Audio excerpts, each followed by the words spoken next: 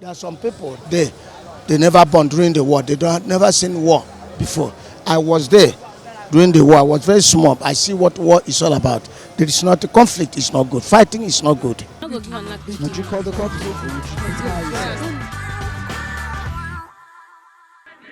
So after the Democracy Day celebrations, the pro-Biafrans remember their fallen heroes who sacrificed their lives 50 years ago for a cause they believed in.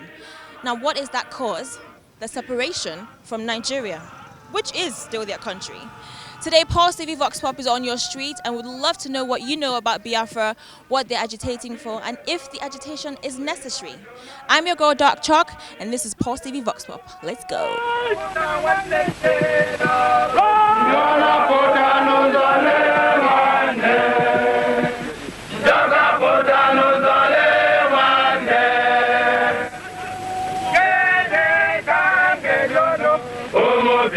Can you tell us what Biafra is all about? Biafra is a name of a republic created by late Colonel Chukwemeka Odumegwu.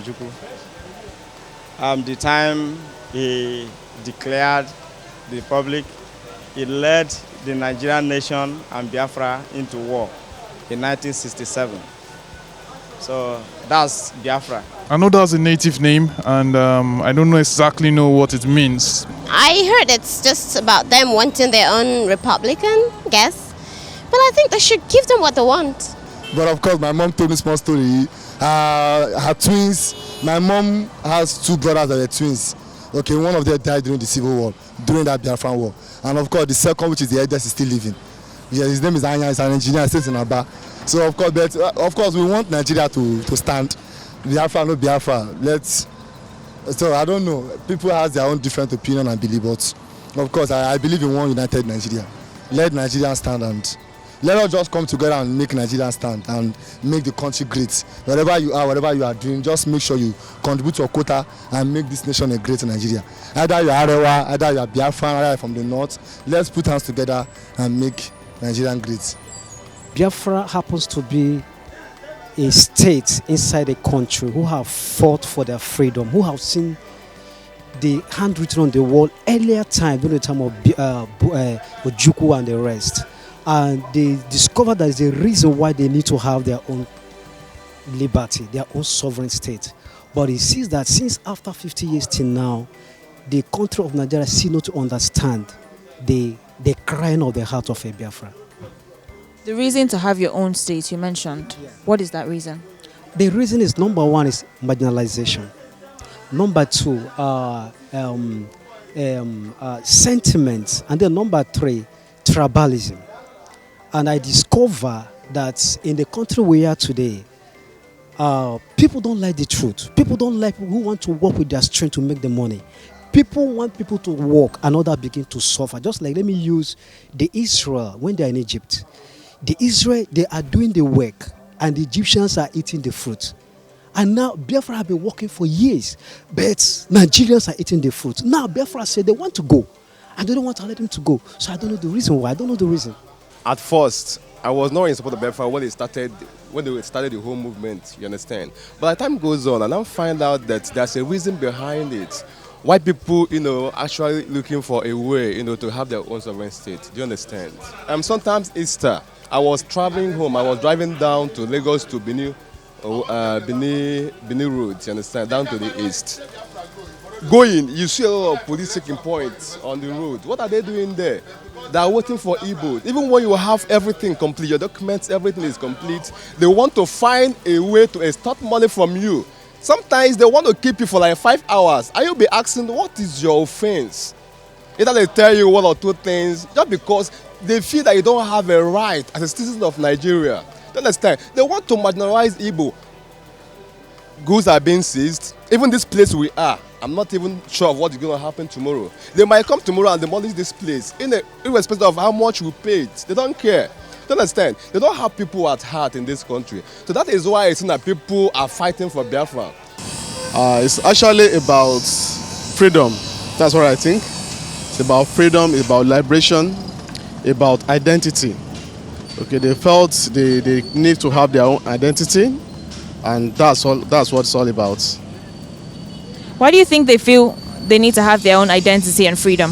Okay, according to history, and well, I would say history because it's not folktale. ọ bụrụ na asịrị na anyị na-ala ekwere m ekwe ka anyị lawa because obodo Biafra wụ obodo agọziri agọzi Chineke hụrụ ya n'anya anyị bụ ụmụ Israel ka anyị la ekwenyere m ka anyị la maka ebe anyị na-awụ obodo anyị mbịa ka anyị.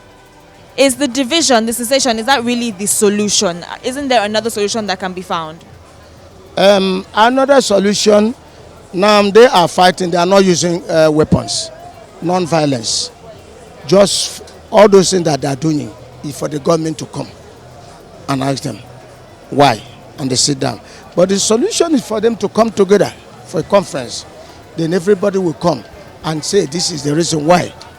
This is the reason why we are agitating for Biafra. Then those people who knows what is happening, they will come together and ask them. Then I think we'll make peace. Peace is good. As a person, the way you are, you know, you must have a progenitor, your forefathers. So we have progenitors, our grandparents, our forefathers. They are Biafran, the ancient people who have lived more than 5,000 years plus before the colonial master came and forced us into this unholy marriage that we're experiencing the hardship today. So that's why I want to return back to our roots, to the real people we are. We are Biafrans and we are not Nigerians. Sincerely speaking, I do not agree with that because what they are claiming that the experience they are going through, what they are going through now, every other tribe in Nigeria is also going through it as well. Be it Yoruba, be it Benue, all other tribes are going through it. Okay, I just felt to me, I think they are making a serious mistake, huge mistake, because when you look at every part of the country today, just take the indigenous out, the next, let me say majority people are Igbos. Okay, so if they now choose to leave Nigeria, you know, as a country and go back to their 5 states of Imo, Anambra, Enugu, Ebonyi, and Abia, I don't think that place will be enough to accommodate them. And don't forget the fact that if they live the way they are doing now, to come back will be very difficult because they will have created, in fact, already they are creating a kind of, if you go online, okay, and see the kind of vituperation these people are pouring out, you will see that they are kind of trying to create a kind of enmity between themselves and other ethnic group in Nigeria. So if they eventually leave and still now become tougher over there, to come back, so even for business, it will be very difficult. So that's what I think. There are some people, they never born during the war. They don't never seen war before. I was there during the war. I was very small. I see what war is all about. There is not a conflict. It's not good. Fighting is not good. It's not best for us, and it's not good. I pray it doesn't work. Why is that? Well, I think, well, I may not know much, but I do remember a certain song I sang when I was in my kindergarten and nursery school days. And it always stuck to my memory when we say, the more we are together, the happier we shall be. And I've seen Nigeria in that great power, you know, we're big, we stand for Africa. And with our numerous, I think about 250 different groups and languages or so, with so many, and yet we've been there for many years since we celebrated independence in 1960. So I don't dream of us being divided anytime soon because it won't bring the beauty about us. Well, it's not the right time, but they're not thinking in that direction, you know. They're thinking selfishly, so whatever they have, they should get. Maybe they would realize it later on. It's rather they separate the country, then we focus our life. Being in Nigeria as a one is going to cause more contamination. So contamination, because in Nigeria now, you know what is happening. Right now, you know what is happening. So, as it be now, for us to get ourselves, brothers, it's for us to go economically. Economically, this is the right time for us to go our way. Economically, if we are talking of the economy of the country, is zero. Because the world the world economy is recording Nigeria 0.8.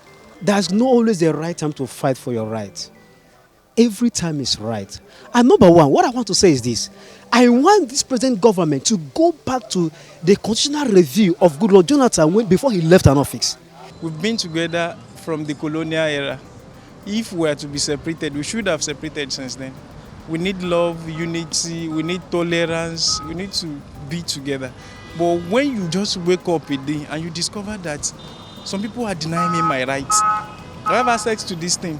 So why am I being denied? So I will look for everything that I have within my capacity to fight for my rights. But like I said, review of the Constitution is the solution.